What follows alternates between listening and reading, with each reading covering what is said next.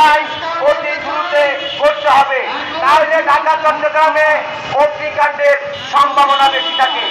এই আজকে এই জ্বালানি খাতে লক্ষ কোটি টাকা চুরি করে বিদেশে পাচার করেছে। তাই আমরা আজকে এই দুর্নীতিবাদ সচিব এবং আগে কিন্তু তারপরে পরিষ্কার কথা, শেখ হাসিনা এই দেশে গণহত্যা চালিয়েছে, আমার মায়ের বুক খালি করেছে, আমার ইলিয়াস আলী চৌধুরী আলমকে আমরা এখনো খুঁজে পাই নাই। সেটার জন্য হাসিনাকে আদালতে দাঁড়াতেই হবে। পরিষ্কার কথা, পরিষ্কার কথা, আন্তর্জাতিক আইন ভারতকে মানতে হবে, মানতে হবে।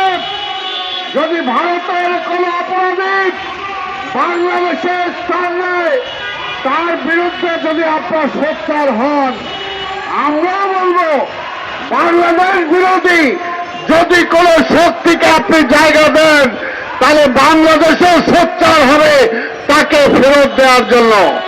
তাই বলতে চাই, আমরা ভুলে যাই না স্বপ্ন চত্বর, আমরা ভুলে যাই না বিডিআর, আমরা ভুলে যাই না 17 বছরে অসংখ্য মায়ের বুক খালি করেছে আওয়ামী লীগ। আজকে এই শিক্ষক বলেন, আজকে ব্যবসায়ী বলেন, আজকে হকার বলেন, সাংবাদিক বলেন, আজকে সারা দেশটাকে লুটপাট করে শেষ করে দিয়েছে। সবচেয়ে বড় কথা, এই দেশটাকে মিথ্যাবাদী বানায় ফেলছে, চরিত্র শেষ করে দিছে।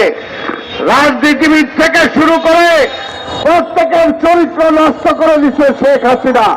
সবাইকে মিথ্যা কথা বলতে বাধ্য করছে, সবাইকে ঘুষ খাইতে বাধ্য করছে, সবাইকে দুর্নীতিতে জড়াইতে বাধ্য করছে। সেই কারণেই আজকে যদি দুর্নীতি বন্ধ করতে পারেন ইউনূস সাহেব, তাহলে ট্যাক্স বাড়াইতে হবে না। আপনি যদি ডাকায় ধরতে পারেন, তাহলে ওই পকেট মারকে আপনার ধরতে হবে না। আপনি ডাকাত ধরেন না, আপনি বড় চোর ধরেন না, আপনি ওই চোর ছেঁচকা পকেট মার নিয়ে ব্যস্ত থাকেন।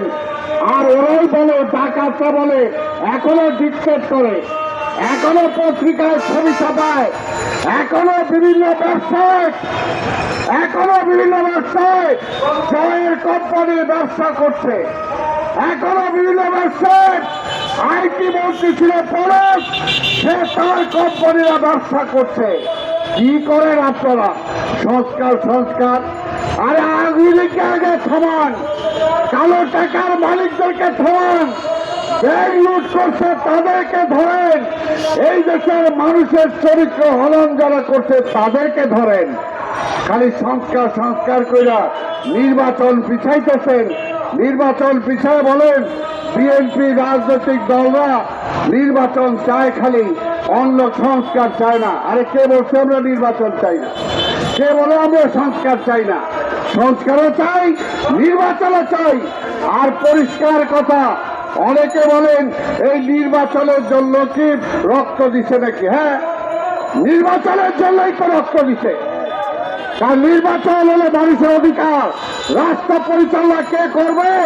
মানুষ ঠিক করবে। সেই নির্বাচন কায়রা দিছিল শেখ হাসিনা, সেই নির্বাচন কায়রা দিছিল ভারত।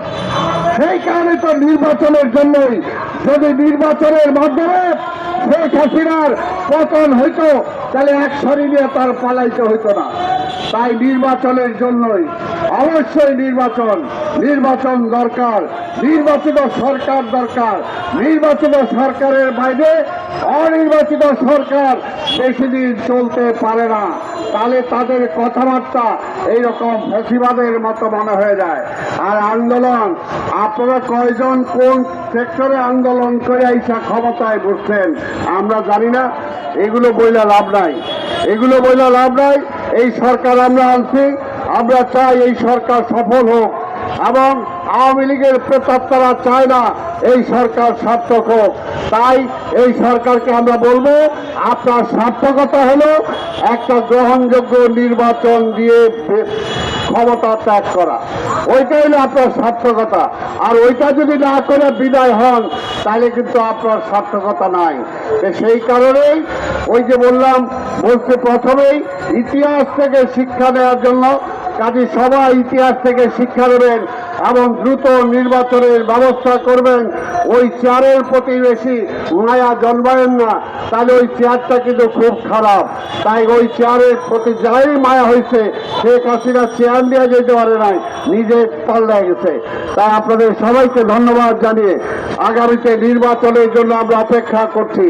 ওই শিক্ষক শিক্ষিকা ভাই বোনদেরকে বলবো, আপনাদের দাবির সাথে আমরা একমত। আমরা চাই সবার দাবি দেওয়া পূরণের জন্য আগামী নির্বাচিত সরকার সেই ব্যবস্থা গ্রহণ করবে।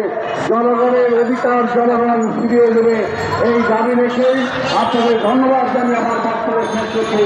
সেটা আছে ধন্যবাদ।